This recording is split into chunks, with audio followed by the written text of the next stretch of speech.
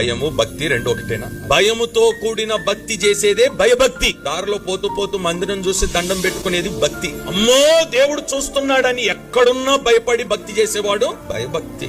నువ్వు మందిరంలో ఉన్నప్పుడు ఉన్న భక్తే నీ ఇంట్లో ఉన్నప్పుడు ఉండాలి. దేవుని సన్నిధిలో నీ ఇంట్లో ఏ భక్తిలో ఉంటున్నావు, నీ ఉద్యోగ స్థలంలో కూడా అదే భక్తి, వ్యాపారంలో కూడా అదే భక్తి ఉండాలా. నువ్వు ఏ ఊర్లో ఉన్నా, ఏ గ్రామంలో ఉన్నా అదే భక్తి ఉండాలా. మందిరానికి వచ్చినప్పుడే కాదు భక్తి, ఏదో మందిరంలో కూర్చున్నప్పుడే కాదు భక్తి, ఏదో దేవుని సన్నిధికి వచ్చి ప్రార్థనలో కూర్చున్నప్పుడు మాత్రమే కాదు భక్తి. మందిరంలో భక్తి, ఫంక్షన్ హాల్లో ఒక భక్తి, మందిరంలో భక్తి, పెళ్లి విందులో ఒక భక్తి, మందిరంలో ఒక భక్తి, ఉద్యోగానికి వెళ్తే ఓ భక్తి. ఏది నీ భక్తి? నేను కోరుతున్నానన్న దేవుడు మందిరంలోనే ఉన్నాడా?